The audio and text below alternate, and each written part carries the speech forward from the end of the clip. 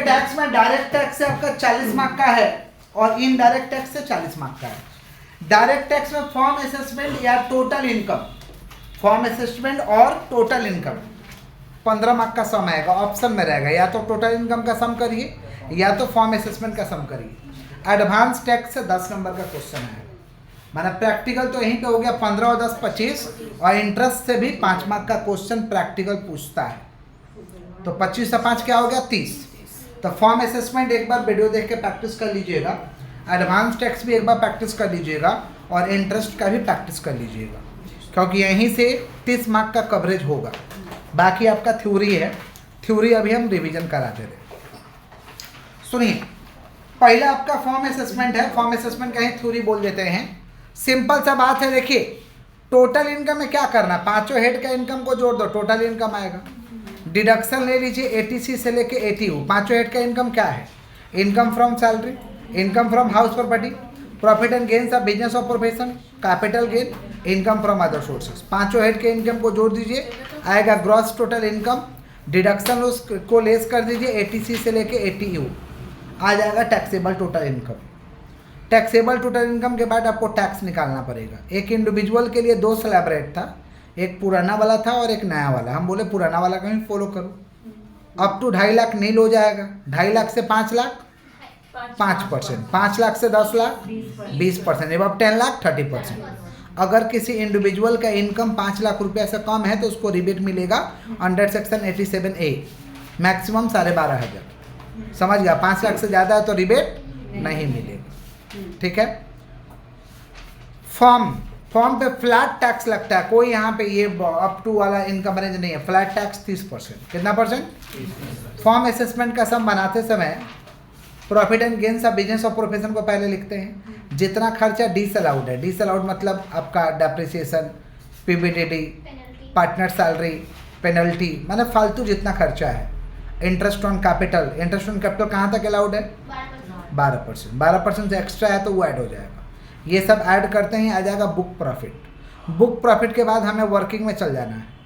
Book profit के बाद हमें वर्किंग में चल जाना है और निकालना है एक्चुअल रेमुनरेशन। तो अगर लॉस हुआ है, बुक प्रॉफिट लॉस हुआ है, समझ रहे हैं, तो मैक्सिमम रेमुनरेशन कितना अलाउड होगा? नहीं 1.5 लाख। 1.5 लाख अगर लॉस हुआ है तो 1.5 लाख और एक्चुअल, 1.5 लाख और 1.5 लाख और एक्चुअल। अगर प्रॉफिट हुआ है तो पहले कितना % प्रॉफिट? फर्स्ट 3 लाख तक 90% ऑफ प्रॉफिट और 1.5 लाख, विच एवरेज हायर, विच एवरेज, और बैलेंस जो प्रॉफिट बचेगा उसका कितना %? 60%। तो रेमुनरेशन का कंसेप्ट कराया हुआ है, वहाँ से क्या निकल जाएगा? रेमुनरेशन। बुक प्रॉफिट से रेमुनरेशन लेस करिए, आंसर आएगा profit and gains from business और प्रोफेशन, ठीक है। कोई अदर इनकम है तो जोड़ दीजिए, टोटल इनकम आएगा। टोटल इनकम में फ्लैट टैक्स लग जाएगा कितना %? 30%। कितना %? हाँ, कैपिटल गेन का अलग से टैक्स निकाल दीजिए, ठीक है। सुनिए, एडवांस टैक्स। एडवांस टैक्स देने के लिए कौन जिम्मेवार है? जिसका टैक्स 10,000 रुपये से ज़्यादा निकल के आएगा, उसी से एडवांस टैक्स लिया जाएगा, दूसरा किसी से नहीं लिया जाएगा। A person whose tax liability more than ₹10,000 then liable to pay advance tax. Advance tax calculated on estimated profit. एक एस्टिमेटेड प्रॉफिट पर एडवांस टैक्स को निकाला जाता है, समझ गए। एडवांस टैक्स आपसे एक बार नहीं लिया जाएगा, क्योंकि सरकार तो आपसे क्या कर रहा है? एडवांस में टैक्स ले रहा है। तो एडवांस टैक्स एक बार में नहीं लिया जाता। सरकार कहता है आपको 4 इंस्टॉलमेंट का मौका देंगे, ठीक है, और आपसे धीरे धीरे लेंगे। पहला इंस्टॉलमेंट है ऑन और बिफोर 15 जून, ऑन और बिफोर 15 कितना ले लेगा टैक्स भाई? 15%। दूसरा ऑन और बिफोर 15 सितंबर, ऑन और बिफोर 15 कितना टैक्स ले लेगा? 45%, लेस अर्लियर इंस्टॉलमेंट पेड, मतलब 45 में पहले 15 दे चुके हो ना, तो माइनस हो जाएगा। कितना बचा? 30। ऑन और बिफोर 15 दिसंबर लिया जाएगा 75% of advance tax, less earlier instalment paid, मैंने पहले ऊपर में जो 45 दिए हो ना वो हट जाएगा। और ऑन और बिफोर 15 मार्च आपसे लिया जाएगा 100% of advance tax, less earlier instalment paid, मैंने पहले ऑन और बिफोर 15 जून, ऑन और बिफोर 15 जून कितना % टैक्स लिया जाएगा आपसे? 15%। ऑन और बिफोर 15 सितंबर टैक्स आपसे कितना लिया जाएगा? 45%। ऑन और बिफोर 15 दिसंबर टैक्स कितना लिया जाएगा? 75%। 75 में पहले वाला लेस हो जाएगा, 75 में 45 लेस हो जाएगा, समझ रहे हैं। ऑन और before 15 March 100% of advance tax. जिसमें less earlier instalment paid. Earlier instalment कितना ऊपर में 75%, कितना परसेंट समझ रहे हैं? तो पहले ऑन और बिफोर 15 जून कितना परसेंट 15%, ऑन और बिफोर 15 सितंबर 45, तो 45 में 15 लेस हो जाएगा। ऑन और बिफोर 15 दिसंबर 75%, 75 में 45 लेस हो जाएगा।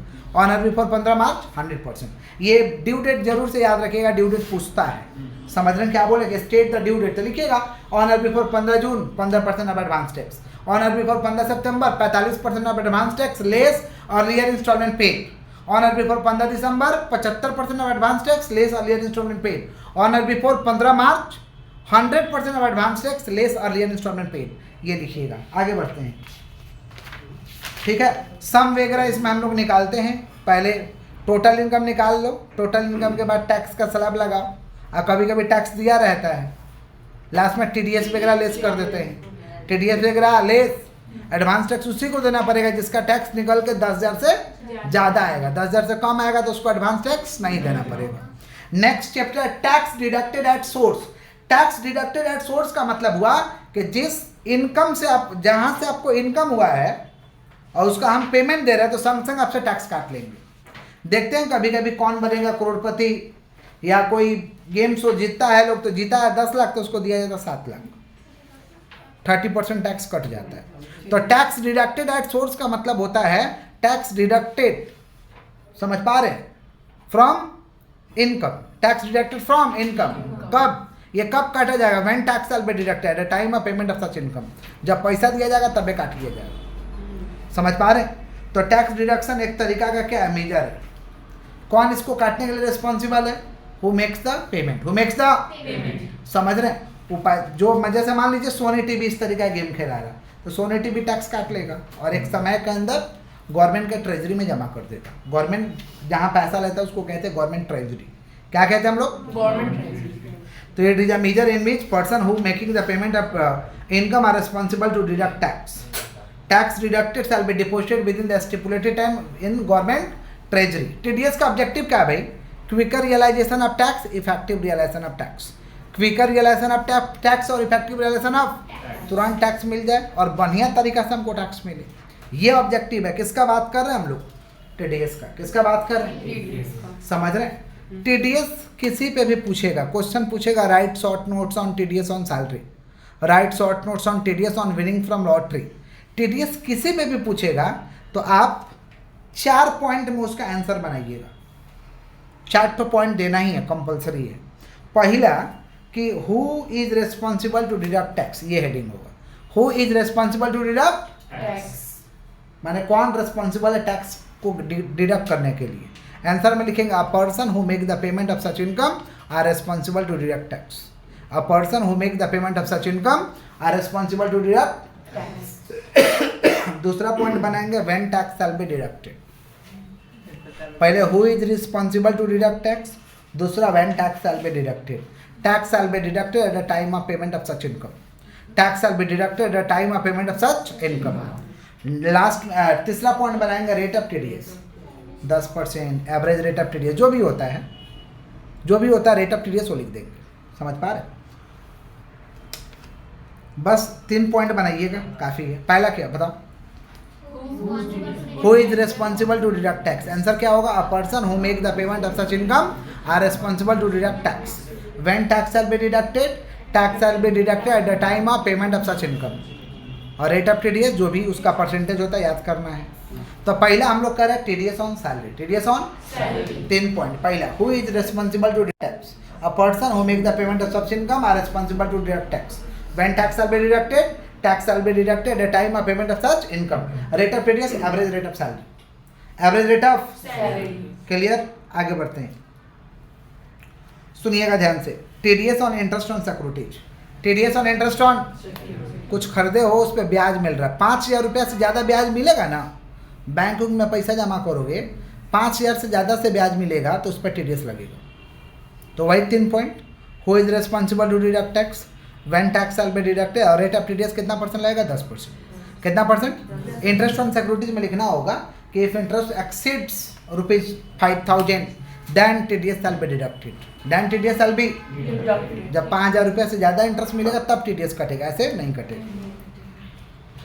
समझ रहे हैं?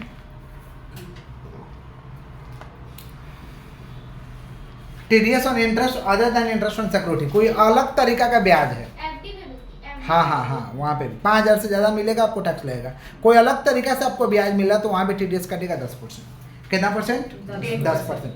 विनिंग फ्रॉम लॉटरी, लॉटरी जीत गए हो, घोड़ा रेस जीत गए हो, इस तरीका कुछ जीत गए हो तो 10,000 रुपया से इनकम ज़्यादा होगा, 10,000 रुपया से इनकम ज़्यादा होगा तो टैक्स कटेगा 30%। कितना परसेंट?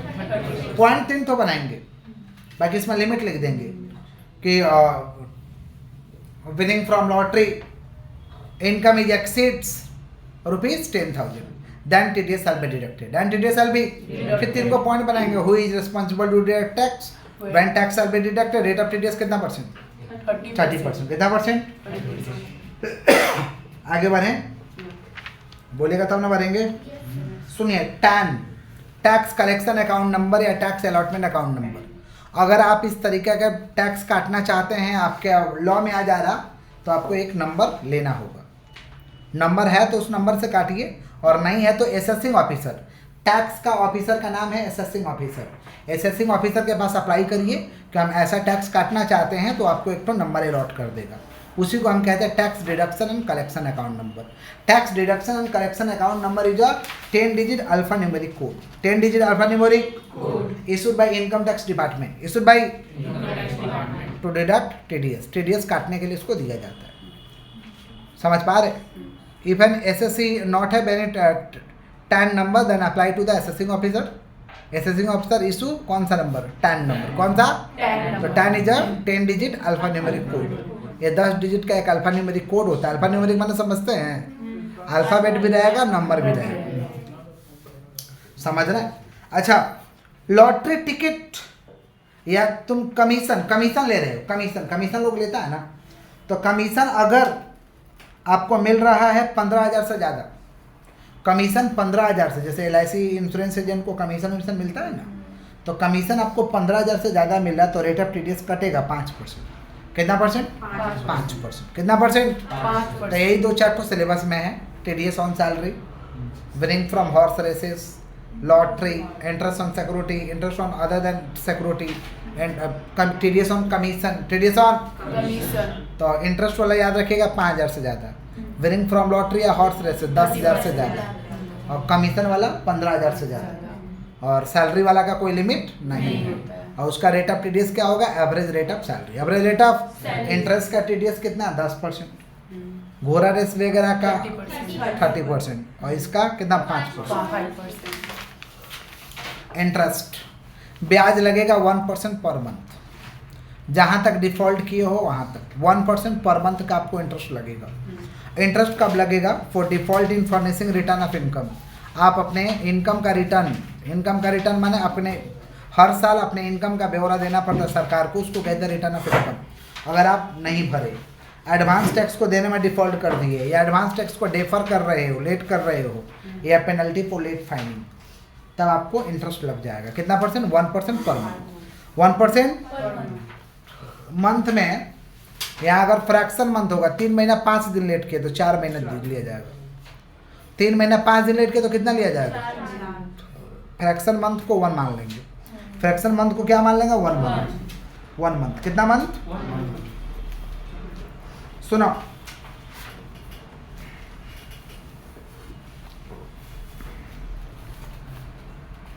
इंटरेस्ट चार्ज करेंगे, उसका सेक्शन है 234C। पेनल्टी, अगर कोई रिटर्न नहीं भर रहा है तो पेनल्टी लगेगा। अगर 5 लाख रुपए से इनकम कम है और ड्यू डेट के बाद वो दे रहा है तो उसका पेनल्टी लगेगा 1,000। कितना लगेगा? 1,000। और 5 लाख रुपए से इनकम उसका ज़्यादा है, समझ रहे हैं, और 31 दिसंबर, उस साल 31 दिसंबर, जैसे आज है 31 दिसंबर, साल का अंत दिन है, इसके पहले अगर वो रिटर्न ऑफ इनकम करता है तो फाइन लगेगा 5,000। कितना लगेगा? 5,000। और 31 दिसंबर के बाद करता है तो फाइन लगेगा 10,000। पेनल्टी भी लगेगा, साथ में ब्याज भी लगेगा। पेनल्टी भी लगेगा, साथ में ब्याज भी लगेगा। पेनल्टी का सेक्शन कितना है? 234R। और रिटर्न ऑफ इनकम सुनिएगा, रिटर्न ऑफ इनकम का मतलब होता है कि आप सालाना आपको अपने इनकम का सरकार को ब्यौरा देना होगा। कि आपका क्या हुआ नहीं हुआ बताना होगा। इसी को हम कहते हैं रिटर्न ऑफ इनकम। तो कंपल्सरी रिटर्न ऑफ इनकम, किसको किसको अपना इनकम का रिटर्न देना होगा, इनकम टैक्स में आपको बताना होगा। किसको किसको, सुनिएगा ध्यान से। पहला आपका हो जाएगा कंपनी। कंपनी अगर है तो आपको रिटर्न ऑफ इनकम देना होगा। Company, political party, scientific research association, news agency, university, college, school, other institution या any other person whose gross total income exceeds rupees 5 lakh. Any other person whose gross total income exceeds rupees 5 lakh. समझ रहे? माने company है, political party है, news agency है, research, scientific research association है, college चल रहा है, स्कूल चल रहा है, सबको रिटर्न ऑफ इनकम देना है। रिटर्न ऑफ इनकम, अपने इनकम का ब्यौरा बताना है। या नॉर्मल हम लोग जैसा कोई व्यक्ति है जिसका सालाना इनकम 5 लाख रुपए से ज़्यादा है, उसको भी अपना रिटर्न ऑफ इनकम देना होगा। जो नहीं देगा तो फाइन लगेगा, उसका और भी प्रक्रिया है, बट देना होगा। ये कंपल्सरी रिटर्न ऑफ इनकम है, समझे? तो पूछेगा कि कंपल्सरी रिटर्न ऑफ इनकम कौन कौन है, तो लिखेगा as per section, as per provision of section 139 subsection 1 following person need to file a return of income within the prescribe limit. Company, political party, trust, college, school, समझ, news agency, scientific research association, समझ रहे, या any other individual whose gross total income exceeds rupees 5 lakh. समझ गए? आगे बढ़ते हैं। When a return loss should be file है, लॉस हुआ तब भी बताना होगा, इनकम नहीं हुआ लॉस हुआ तब भी बताइए। Company, form, university, company, form, university, college, ये लोग को लॉस हुआ तब भी बताओ कि हमको लॉस हुआ है। समझे? ये तीनों को बताना ही पड़ेगा। फिर बोला कि और जो व्यक्ति है अगर लॉस होता है वो नहीं बताया तो अगला बार उसको कैरी फॉरवर्ड, मैंने सेट ऑफ कैरी फॉरवर्ड नहीं करने देंगे। माने लॉस हुआ है ना, तो अगर बता दीजिएगा कि हमको इस साल लॉस हो गया, तो अगला, मान लो इस साल लॉस हुआ 1 लाख, बता दिए, अगला साल हमको प्रॉफिट हुआ 5 लाख, तो 5 लाख में से 1 लाख हमको लेस करने देगा, माने 4 लाख पे टैक्स लेगा। लेकिन ये बात नहीं बताएंगे तो हमको लेस नहीं करने देगा। इससे अच्छा बता दो, माने लॉस रिटर्न भी देना होगा, चाहे कोई भी हो, लॉस रिटर्न, बट सीधा सीधा नहीं बोला, बोला कंपनी, फॉर्म, यूनिवर्सिटी को देना होगा। बाकी अदर पर्सन को मन करे तो दो, ना मन करे तो बाकी नहीं दोगे तो तुमको लॉस को सेटअप करने नहीं देंगे। तो बोल दो ना, सीधा सीधा देना होगा, कंडीशन क्यों ठोक रहे हो? नहीं समझे? तो सबको देना, लॉस रिटर्न भी भरना होगा। क्लियर है क्या? आगे बढ़े हम लोग। चलो, बिलेटेड रिटर्न, समय से रिटर्न नहीं भरा, बिलेटेड रिटर्न, समय से रिटर्न नहीं भरा। मान लो 31 जुलाई को भरना था, आपने रिटर्न ही नहीं दिया, जमा नहीं किया, तो लेट आपका रिटर्न हो गया। मान लो 31 जुलाई को देना था, आप दे रहे हो सितंबर में, समझ पा रहे हैं? तो आपका रिटर्न क्या माना जाएगा? लेट।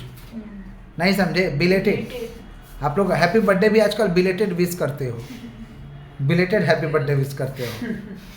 समझ रहे हैं क्या बोल रहे? मैंने लेट हो गया, समझ रहे हैं क्या बोले? वैसे ही रिटर्न अगर फाइलिंग लेट हो जाएगा उसको कहते हैं बिलेटेड रिटर्न। क्या कहते हैं? When assessee fail to filing return on due date, fails to file return on due date, known as कौन सा रिटर्न? Belated return. कौन सा रिटर्न? बिलेटेड रिटर्न का टाइम है, बिलेटेड रिटर्न का टाइम है कि before the end of relevant assessment year. जो असेसमेंट ईयर चल रहा है ना उससे पहले दे दो, जो असेसमेंट ईयर चल रहा है उससे पहले दे दो। Before the completion of assessment which ever year, माने स्क्रूटनी होने से पहले, और जो ये ईयर चल रहा है उससे पहले, दोनों में जो डेट पहले आ गया उससे पहले दे दो। उससे पहले नहीं समझे? जैसे मान लो मेरा कागज खोज हुआ उससे पहले हम दे दिए, या उस साल के पहले हम दे दिए, दोनों में जो डेट पहले आया तो ये बिलेटेड रिटर्न का डेट है। लॉस नेक्स्ट है रिवाइज रिटर्न। कौन सा रिटर्न? एक तो रिटर्न दे दिए लेकिन हमको लग रहा है कि उसमें कुछ गलती किया, हमारा केस स्क्रूटनी में फंस जाएगा, गलत गलत ख्याल आ रहा है, तो आप अपने रिटर्न को रिवाइज कर सकते हो कि हम ये गलती किए हैं, हमको अभी पता चला है, तो हम अपना सुधार कर रहे हैं। समझ पा रहे हैं? क्लियर है क्या? If an assessee submit any omission or wrong filing return then assessee himself revise his return. समझ पा रहे हैं? No need to seek permission, जरूरी नहीं है परमिशन लेना, आप अपना रिटर्न को रिवाइज कर सकते हो। इसका भी डेट है, जो साल खत्म हो रहा है उससे पहले, समझ पा रहे हैं? बेस जजमेंट आने से पहले, बेस जजमेंट। अब मान लो कि एगो रिटर्न दे दिए हो, उस चेकिंग में पकड़ा गया, अब चेकिंग में पकड़ाने के बाद रिवाइज रिटर्न करोगे नहीं चलेगा, वो चेकिंग के पहले, वो चेकिंग के दोनों डेट में जो पहले होगा अपना रिटर्न दे सकते हो। लॉस रिटर्न को भी रिवाइज कर सकते हो, बिलेटेड रिटर्न को भी रिवाइज कर सकते हो, रिवाइज रिटर्न को भी रिवाइज कर सकते हो। नहीं समझे? लॉस रिटर्न भी रिवाइज कर सकते हैं, बिलेटेड रिटर्न को भी रिवाइज कर सकते हैं। बिलेटेड माने लेट जमा किया लेकिन गलती जमा कर दी तो उसको रिवाइज कर सकते हैं। रिवाइज रिटर्न दिए उसमें भी गलती कर दी है, माने ओरिजिनल रिटर्न में गलती की है, रिवाइज जो जमा किया उसमें भी गलती की है तो उसको भी आप रिवाइज कर सकते हो। समझा कि नहीं समझे? हाँ समझ रहे हैं? Defective return when SSC not submit any proof of advance tax TDS, audited copy, not submitted any document, तो उसका रिटर्न को डिफेक्टिव माना जाएगा। उसका रिटर्न को क्या माना जाएगा? माना कुछ जमा ही नहीं किया, ऐसा ही एक तो चिट्ठा हिसाब के जमा कर दिया। समझ रहे? ऐसा रिटर्न को क्या मान लिया जाएगा? Defective return. समझ पा रहे हैं? ये कागज में हिसाब लिखा भेज दिया, ऐसा रिटर्न होता है क्या? तो उसका रिटर्न को क्या मान लिया जाएगा? डिफेक्टिव। इंडिविजुअल, एक इंडिविजुअल का इनकम का फाइलिंग रिटर्न करना, उसका फॉर्म नंबर ITR 1। एक इंडिविजुअल को अपने फाइलिंग रिटर्न को करना, उसका फॉर्म नंबर है ITR 1। और एक इंडिविजुअल और HUF दोनों को करना, उसके लिए फॉर्म नंबर है ITR 2। ITR 2। Pan, pan is a 10 digit alphanumeric code. Pan is alphanumeric code. Pan क्या है? अल्फान्यूमेरिक कोड है। अल्फान्यूमेरिक माने अल्फाबेट भी नंबर रहेगा और नंबर कौन देता है? Pan is a alphanumeric code given in the form of laminated card. Given in the form of pan is alphanumeric code given in the form of कौन सा कार्ड? Laminated card. कौन सा card? Pan alphanumeric code है जो कि कौन सा card कौन सा में मिलता है भाई? लैमिनेटेड कार्ड में मिलता है by the income tax department. देता कौन है? Income tax department. For the purpose of identification of the assessee. For the purpose of identification of the assessee. तो आराम से लिखिएगा, pan is alphanumeric code given in the form of laminated card issued by income tax department for the purpose of identification of the SSC. One person can one pen. One person have one pen. एक व्यक्ति के पास एक ही pan हो सकता है। एक व्यक्ति के पास एक ही पैन हो सकता है। आगे बढ़ें। पैन किसको लेना पड़ेगा भाई? सबको, कंपनी को लेना पड़ेगा, इंडिविजुअल को लेना पड़ेगा, ट्रस्ट को लेना पड़ेगा, कोऑपरेटिव सोसाइटी को लेना पड़ेगा, सबको पैन लेना पड़ेगा। समझे? पैन है आप लोग के पास? पैन कार्ड है तो लेना पड़ेगा। कंपनी खोलिएगा तो कंपनी के नाम पे पैन लेना होगा, ट्रस्ट खोलिएगा ट्रस्ट के नाम पे पैन लेना होगा, कोऑपरेटिव सोसाइटी खोलिएगा उसके नाम पे आपको पैन लेना होगा। बिना पैन का काम नहीं होगा। समझ गया क्या बोले? बट एक व्यक्ति के पास एक पैन रहेगा। पैन कहाँ मैंडेटरी है? पैन का नंबर कहाँ देना पड़ेगा? Purchasing vehicle other than 2 vehicles. 2 चक्का गाड़ी किनोगे तो नहीं, 4 चक्का गाड़ी किनोगे वहाँ आपको पैन देना होगा। समझ पा रहे? For opening a demat account, demat account खोलोगे वहाँ पैन देना होगा। समझ पा रहे? For depositing more than ₹50,000 in saving bank account, saving bank में 50,000 रुपये से ज़्यादा डालोगे तो आपको पैन देना होगा। समझ रहे? For the payment of restaurant more than ₹25,000, restaurant में खाए गए बिल बना दिए 25,000 से ज़्यादा का तो आपको पैन देना होगा। समझ रहे? For the purchasing share, share किनने के लिए आपको पैन देना होगा। शेयर किनने के लिए पैन देना होगा। For the purchasing units of mutual fund, मतलब म्यूचुअल फंड का कोई अगर शेयर खरीदते हैं, कोई हिस्सा खरीदते हैं तो भी आपको पैन देना होगा। क्लियर है? तो आराम से पूछता है कि 2 ऐसे ट्रांजेक्शन बताओ जहाँ पैन लगेगा, लिख देना दबा के। आगे बढ़े।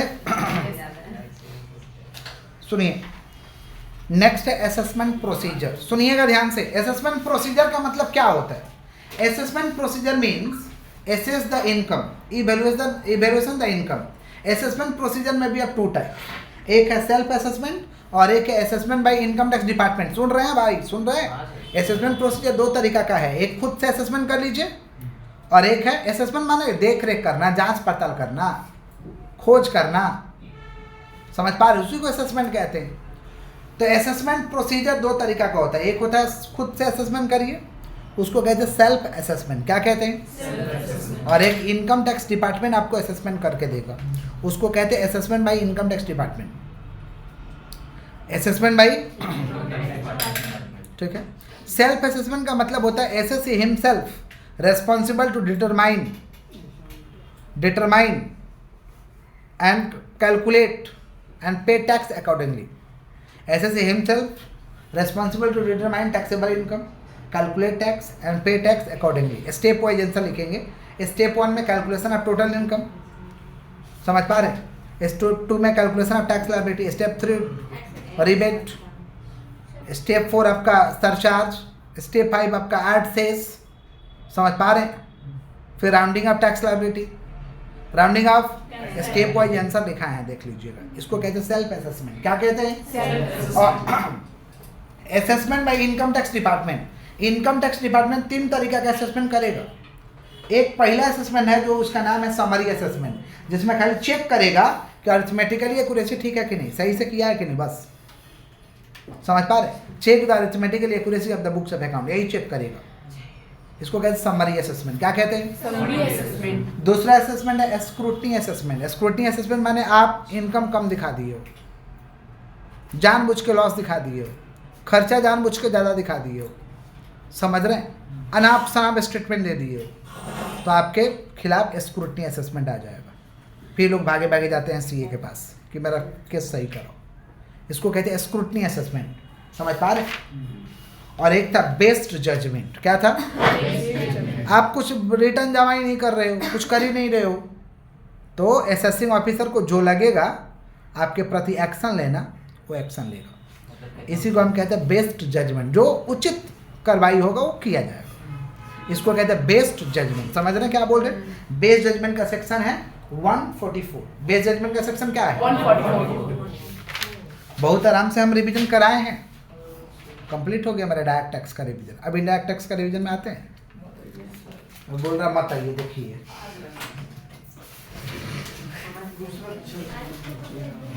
सर 2 बार कॉल